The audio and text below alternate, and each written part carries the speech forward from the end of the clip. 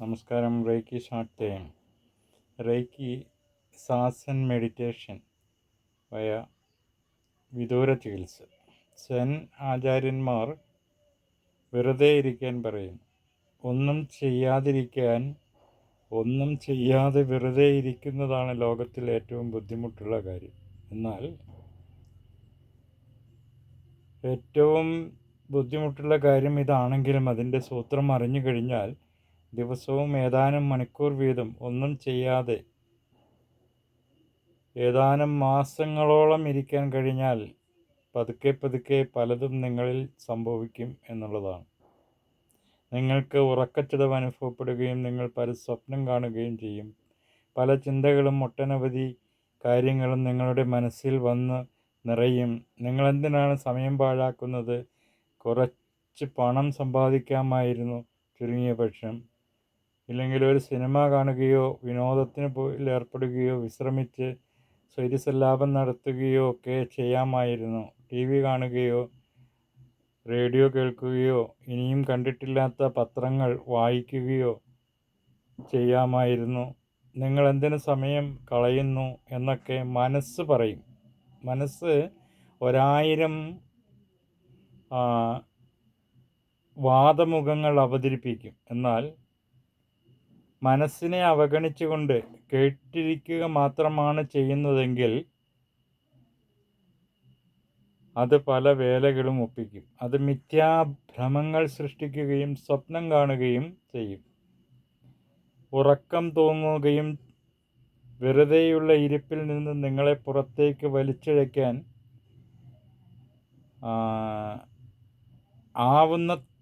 ആവുന്നതെല്ലാം മനസ്സ് ചെയ്യും. എങ്കിലും നിങ്ങൾ സ്ഥിരോത്സാഹത്തോടെ തുടരുകയാണെങ്കിൽ ഒരു ദിവസം ആ സൂര്യൻ ഉദിക്കും എന്നുള്ളതാണ് ഇതിൻ്റെ ഒരു ഇത്.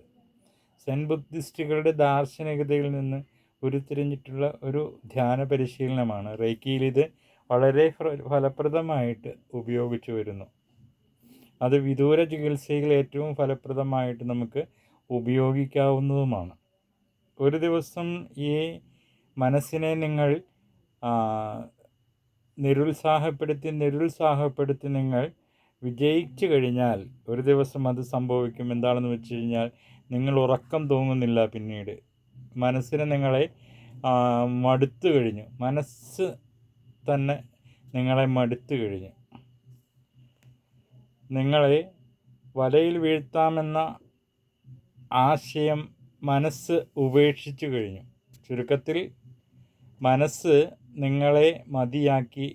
ഉറക്കമില്ല, മിഥ്യാഭ്രമമില്ല, സ്വപ്നമില്ല, ചിന്തയില്ല. നിങ്ങൾ വെറുതെ ഇരിക്കുകയാണ്. അങ്ങനെ വെറുതെ ഇരിക്കുന്ന അവസ്ഥയിലാണ് ജാഗ്രത്, സുഷുപ്തി, സ്വപ്നം, തുരീയം ഈ 4 കാര്യങ്ങൾ ഒരു വ്യക്തിയിൽ സംസ്ഥാപിതമാകുന്നത്. അങ്ങനെ വെറുതെ ഇരിക്കാൻ ശീലിച്ചു കഴിഞ്ഞാൽ, നിരന്തരമായി വെറുതെ ഇരിക്കാൻ ശീലിച്ചു കഴിഞ്ഞാൽ നിങ്ങൾക്കൊരു ഉയർന്ന പദവിയിലുള്ള യോഗിയായി തീരാൻ സാധിക്കും എന്നുള്ളതാണ്. പ്രത്യേകിച്ച് ചികിത്സയിൽ ഏർപ്പെട്ടിട്ടുള്ള സാധകന്മാർക്ക് വിദൂര ചികിത്സയിൽ ഏറ്റവും ഫലപ്രദമായിട്ടുള്ള ഒരു ആസന വ്യവസ്ഥയാണ് ഈ വെറുതെ ഇരിക്കൽ മെഡിറ്റേഷൻ. സാസൻ എന്നാണ് ഇതിനെ പറയുന്നത്. അപ്പോൾ നിങ്ങൾ വെറുതെ ഇരിക്കുകയാണ്, ഒന്നും ചെയ്യുന്നില്ല. ഒന്നും ചെയ്യാതെ ഇപ്പോൾ എല്ലാ നിശബ്ദതയും ശാന്തിയും നിർവൃതിയും ആണ്.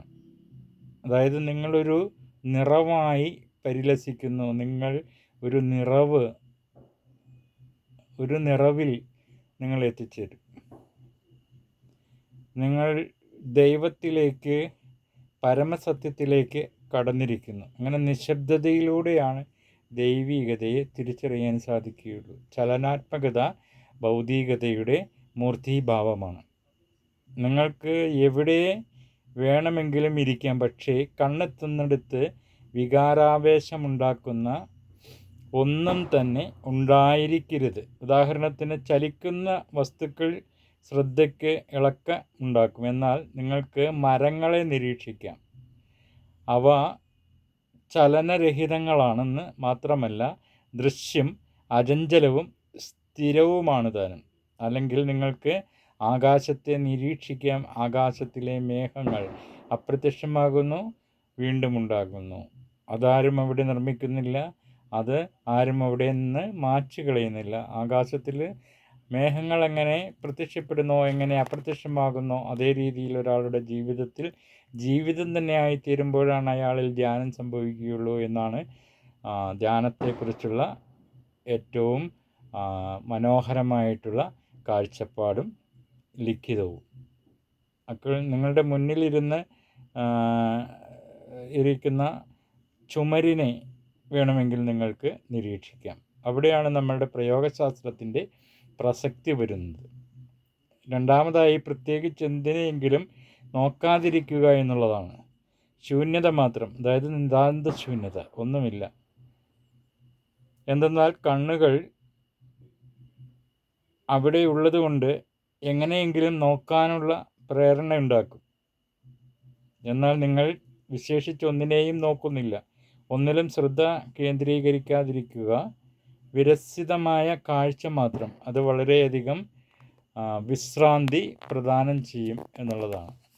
അപ്പോൾ ഒരു ചുമരിന് സമീപത്തിരുന്നിട്ട് ആ ചുമരിനെ മാത്രം നോക്കിയിരുന്നു കൊണ്ട് വേണമെങ്കിൽ നിങ്ങൾക്ക് ഈ വെറുതെ ഇരിക്കൽ ധ്യാനം പരിശീലിക്കാവുന്നതാണ്. അവിടെ നിങ്ങൾക്ക് അനേകം സമയം ഹീലിംഗ് ചെയ്യാവുന്നതാണ്. റേക്കി ആ ചുമരിൽ അതൊരു പ്ലാറ്റ്ഫോമാണ്, നിങ്ങളുടെ സ്പേസ്.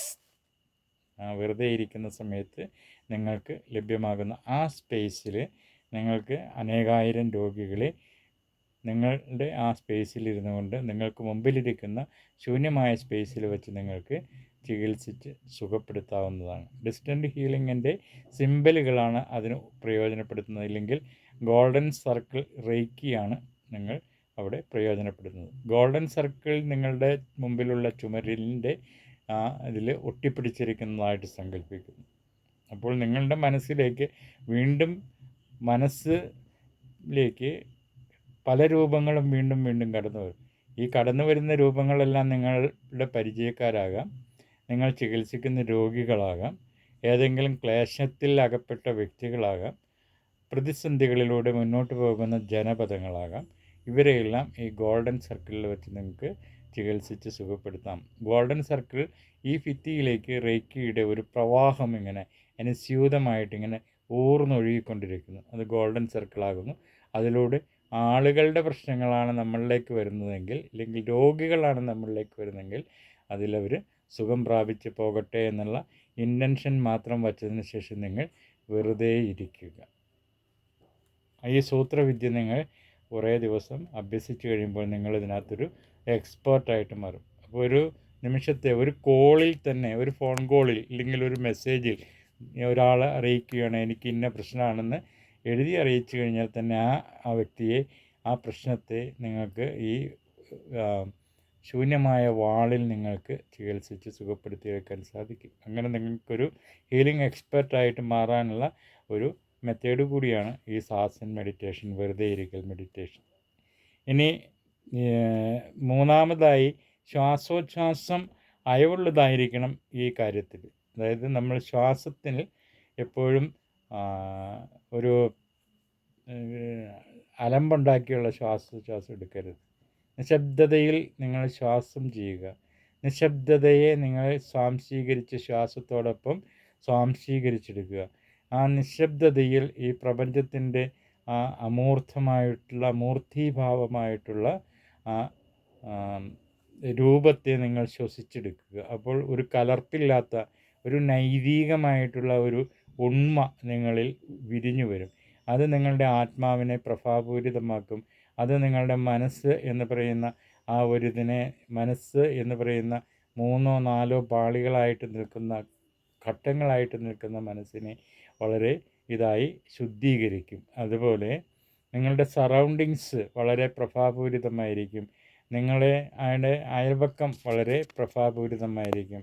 നിങ്ങളുമായി ബന്ധപ്പെട്ടിട്ടുള്ള ജീവിതത്തിലുടനീളം നിങ്ങൾ കണ്ടുമുട്ടിയിട്ടുള്ള ആളുകളിലേക്കെല്ലാം നിങ്ങൾക്ക് ശാന്തിയുടെയും സമാധാനത്തിൻ്റെയും ഊർജ കണികകളെ പ്രദാനം ചെയ്യാൻ സാധിക്കും. തുള്ളികളായി അത് ഒഴുകിപ്പോയിക്കൊണ്ടിരിക്കും. ഒരുപക്ഷെ നിങ്ങൾ അത് ഈ വാള്, ഈ ചുമര് അതൊരു വലിയ അണക്കെട്ടുമായിട്ട് നിങ്ങൾക്ക് സങ്കല്പിക്കാം. ഈ അണക്കെട്ടിൽ നിന്ന് ഒരു ഷട്ടർ അല്പം പൊക്കി കൊടുത്താൽ മതി. നിങ്ങൾ അതൊക്കെ എവിടേക്കാണോ പോകേണ്ടത്, ഊർജം, പ്രാപഞ്ചിക ഊർജം ആ സ്ഥലത്തേക്ക് ഇങ്ങനെ പോയിക്കൊണ്ടേയിരിക്കും. അങ്ങനെ ഏത് ഭാഗത്താണോ ദുരിതവും ദുഃഖവും വേദനയും വിരഹവും ഉള്ളത്, അവിടേക്കിത് ചലിക്കാൻ നിങ്ങൾ മനസ്സുകൊണ്ട് വെറുതെ ഒന്ന് ഓർമ്മയിൽ, ഒരു സ്മൃതിയിൽ, ഒരു തോന്നൽ മാത്രം, ഒറ്റ സെക്കൻഡിൽ ഒരു മാത്രം നിങ്ങളിൽ ഉരുത്തിരിഞ്ഞാൽ തന്നെ അതുമായി ബന്ധപ്പെട്ട ജീവിതം നയിക്കുന്ന ആളുകൾക്ക് ഒരു ശാന്തിയാകും, സാന്ത്വനമാകും. നാലാമത്തേതായിട്ട് നിങ്ങളുടെ ശരീരം കഴിയുന്നത്ര ചലനരഹിതമായിരിക്കണം. ആദ്യം സുഖകരമായ ഒരു ശരീരാവസ്ഥ അവലംബിക്കുക. ഒരു തലയിണയിലോ കിടക്കയിലോ നിങ്ങൾക്കിഷ്ടമുള്ള മറ്റെന്തിലെങ്കിലും വസ്തുവിലോ ഇരിക്കാം എന്നുള്ളതാണ്. എന്നാൽ ഒരിടത്ത് ഇരിപ്പ് ഉറപ്പിച്ചാൽ പിന്നെ അനങ്ങരുത് എന്നുള്ളതാണ്. എന്തെന്നാൽ ശരീരം അനങ്ങാതിരിക്കുമ്പോൾ മനസ്സ് സ്വമേവ മൂകമാവും. ഒരു മേഹച്ചവി നിങ്ങളുടെ മാനസിക മണ്ഡലത്തെ ഇങ്ങനെ കാർന്നു നിന്നുകൊണ്ടിരിക്കും. മൂകത, ആ നിശബ്ദത, നിതാന്തശൂന്യത. ഈ നിതാന്തശൂന്യതയ്ക്കാണ് ധ്യാനം പ്രയോജനപ്പെടുത്തുന്നത്. നിതാന്തശൂന്യതയില്ലാത്ത ഒരിടത്തും ധ്യാനങ്ങൾ സംഭവിക്കുന്നില്ല എന്നുള്ളതാണ്. അപ്പോൾ സ്വമേവ മൂകമാക്കിയെടുക്കുക. ചലിക്കുന്ന ശരീരത്തിൽ മനസ്സും ചലിച്ചുകൊണ്ടിട്ടാണ് ഇരിക്കുന്നത്. കാരണം മനസ്സും ശരീരവും രണ്ടല്ല, അവ ഒന്നാണ്. മനസ്സും ശരീരവും രണ്ടല്ല, അവ ഒന്നാണ്. അപ്പോൾ ശരീരത്തിൽ ചലനമുണ്ടായിക്കഴിഞ്ഞാൽ മനസ്സ് ഇളക്കം തട്ടും. അങ്ങനെ ഇളക്കം തട്ടാത്ത മനസ്സും ഇളക്കം തട്ടാത്ത ശരീരവുമായിട്ട് നിങ്ങൾ ഇരുന്ന് നോക്കുക. തീർച്ചയായിട്ടും നിങ്ങൾക്ക് വിജയം വരിക്കാൻ സാധിക്കും. മനസ്സും ശരീരവും ഒരേ ഊർജമാണ്. ഇനി തുടക്കത്തിൽ അല്പം ആയാസങ്ങൾ ഉണ്ടാകുമെങ്കിലും കുറച്ച് ദിവസങ്ങൾക്കുള്ളിൽ തന്നെ ശേഷം നിങ്ങൾ അത് അങ്ങേയറ്റം ആസ്വദിക്കുകയും ഇഷ്ടപ്പെടുകയും ചെയ്യും എന്നുള്ളതാണ്. ക്രമേണ നിങ്ങൾക്ക് അടരുകളായി മനസ്സിൻ്റെ പാളികൾ കൊഴിയാൻ തുടങ്ങുന്നത് നിങ്ങൾ കാണും എന്നുള്ളതാണ്. നിങ്ങൾക്ക് കാണാൻ പറ്റും. നിങ്ങളുടെ മനസ്സിൻ്റെ അടരുകളായിട്ടുള്ള ഓരോ ശകലങ്ങൾ ഉതിർന്ന് പോയി അത് പെർഫെക്റ്റ് ഓർഡർ ലൈനിലേക്ക് നിങ്ങളുടെ മനസ്സ് എത്തിച്ചേരും എന്നുള്ളതാണ്.